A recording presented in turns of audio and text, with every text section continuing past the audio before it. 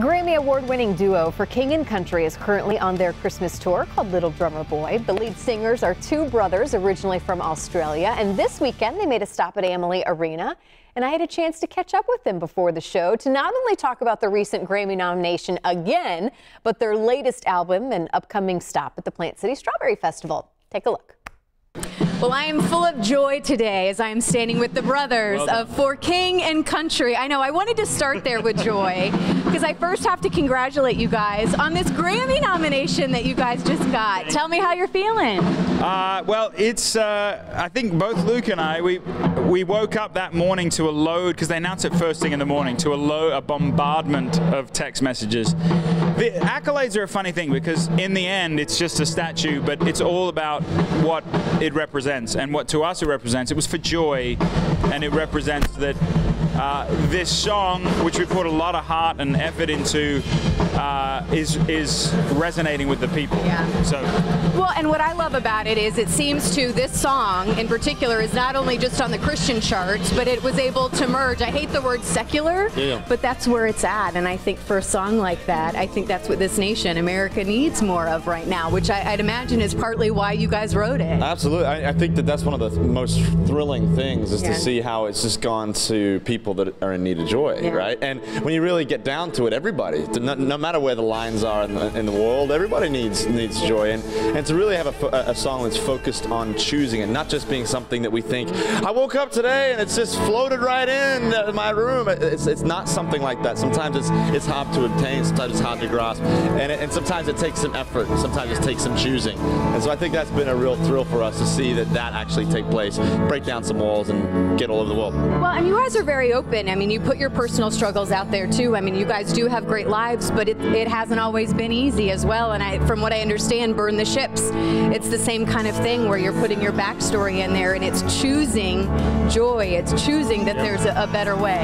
Yeah, well, Burn the Ships was actually a story from Luke and his wife about walking through addiction that came from her pregnancy, getting addicted to nausea pills, in fact. And there was this moment where she flushed the pills, and kind of the follow-on from that was we were reminded, particularly Luke, of an old story of a general, an explorer, came to an island and wanted to go and explore, but his men were frightened. So he literally called them all off the ships and said, we're going to burn the ships because we're not going backwards, we're not retreating.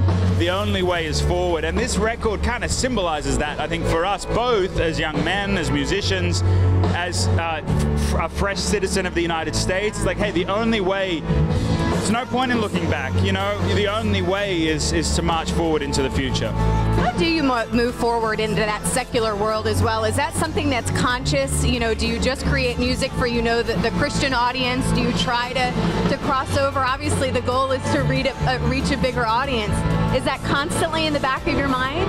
I think it has more to do with these days. You have so much with social media where people are projecting the way they want to be seen, right? I think for us in music, where it's different is we want to write music that is authentic and real, because I think that's what culture really needs today. We need a little bit of like, wow, that's actually a song that means something to him. It wasn't conjured up in his head. It may have been written from his heart. And for us, look, we want music to go everywhere. We want it to go wherever it can be found. And so if it does cross some borders, if you will, man, I'm thrilled about that, because if my story can be of encouragement or of a lesson or whatever it might be to somebody else, no matter where they come from, that's enormously, I take great encouragement from that. Well, there's few people that's been able to do it. I saw you guys when you were with Lauren Daigle 2 years ago, and she's using the same platform and is seeing enormous success. Has it been fun to watch her, obviously working so close with her? Yeah, I mean, we've kind of been intertwined, our journeys, Lauren and us. Kind of came on the scene at a relative similar time, and you said it well, we've toured together.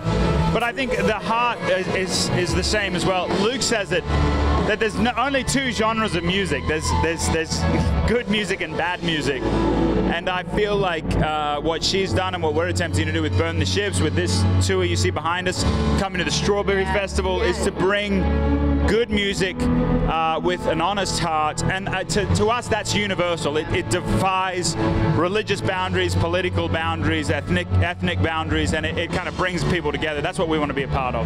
Well, again, it's a pure joy, honestly, to be here with you guys, going to the concert tonight. I'll be there at the Plant City Strawberry Festival as well. We'll put info on tickets on our website. But guys, thank you so much. I really appreciate your time today. Thank you. Merry Christmas.